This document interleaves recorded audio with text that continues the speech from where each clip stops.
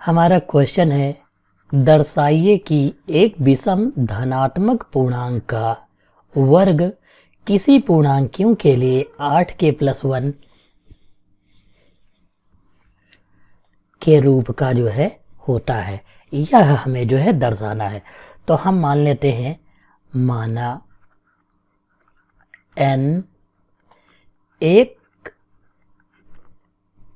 विषम पूर्णांक है, वो भी कैसा, धनात्मक। तो हम यहाँ पर लिख लेते हैं धनात्मक विषम पूर्णांक है, विषम पूर्णांक है।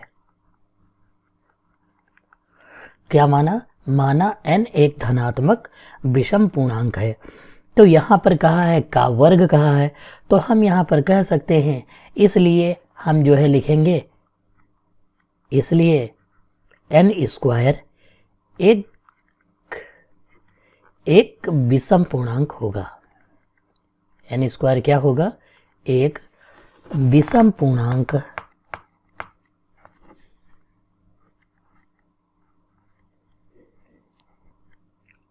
होगा। यह जो है हम लिख सकते हैं।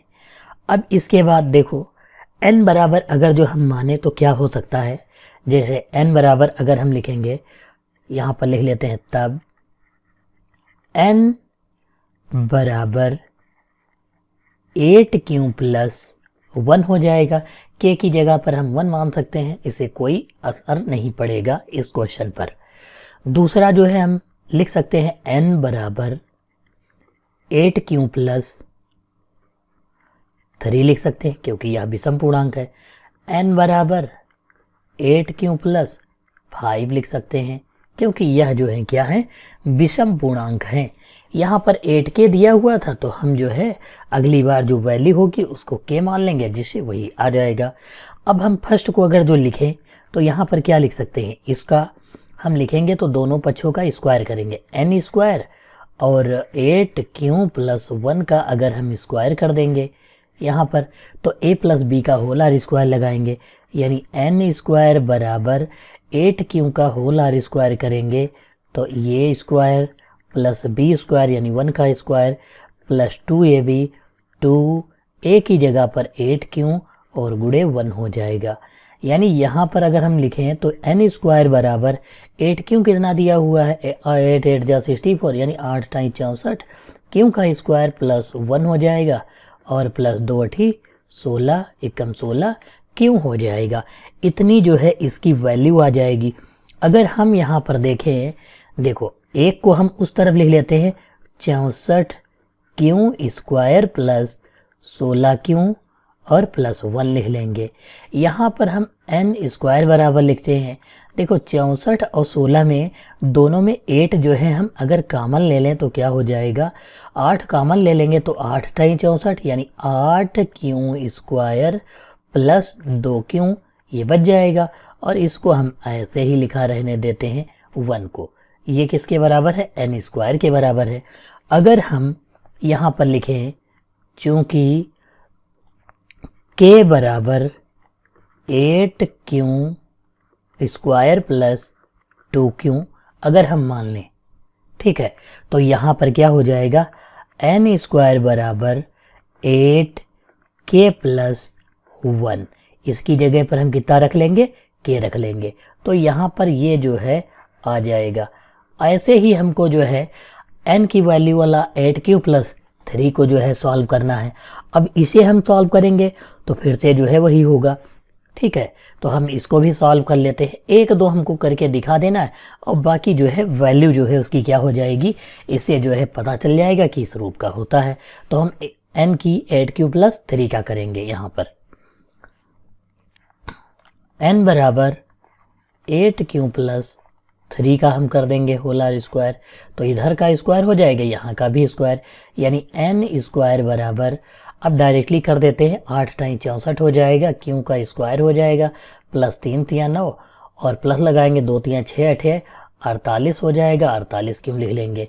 इन दोनों में अगर इसमें और इसमें 8 कॉमन लेंगे, देखो तो कितना बच जाएगा, 8 टाइम 64, 8 छंग 48, यानी यहाँ पर जो है 8 की बजाय अगर हम दूसरी वैल्यू यहाँ पर जो है 8 कॉमन लेंगे तो कितना बच जाएगा, ये देखो यहाँ पर जो है जो वैल्यू लिखी है 9, इसको हम क्या करते हैं, कुछ इस प्रकार लिख लेते हैं। 9 को 64 क्यों स्क्वायर प्लस 48 क्यों।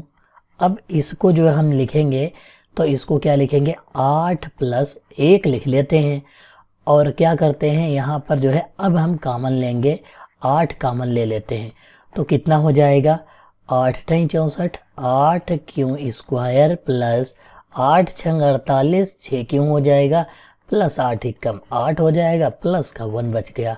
अब हम ये जो वैल्यू दी है इसको अगर हम के मान लें तो यहाँ पर हम फिर से लिख सकते हैं, चूंकि के बराबर 8 क्यों स्क्वायर प्लस 6 क्यों प्लस 1 लिख लेते हैं तो एन स्क्वायर बराबर 8 के प्लस 1 आ जाएगा, यानी इसकी भी वैल्यू जो है ये हो जाएगी।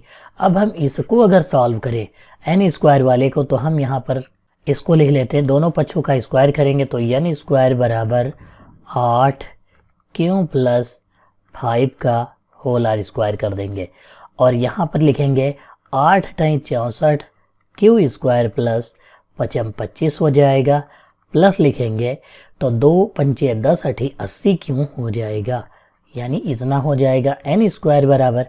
अब यहाँ पर अगर हम कॉमन लें इसको हम पहले से 25 को थोड़ा सा सही कर लेते हैं।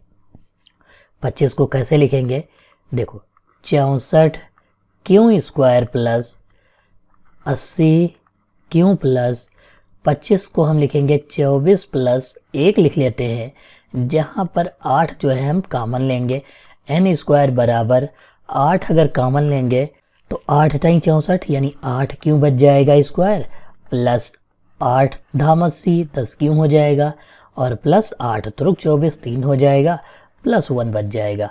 अगर हम फिर से लिखें चूँकि के बराबर 8 क्यों स्क्वायर प्लस 10 क्यों प्लस 3 तो इसकी जगह पर क्या आ जाएगा, यानी एन स्क्वायर बराबर 8 के प्लस 1 हो जाएगा, यानी ये वाली वैल्यू जो हमारी होगी इतनी आ जाएगी, यानी कि यह हमारा आंसर हो जाएगा। अब इससे आप देखोगे यहाँ पर एन स्क्वायर की जो वैल्यू आ रही है तो वो कितनी आ रही है, वह जो है 8 के प्लस 1 आ रही है। तो हम यहाँ पर लिख देंगे, इससे स्पष्ट होता है, इससे स्पष्ट होता है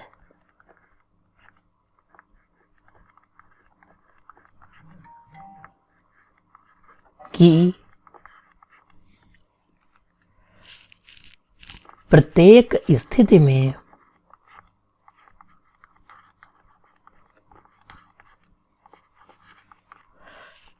एन स्क्वायर जो है किसी पूर्णांक के लिए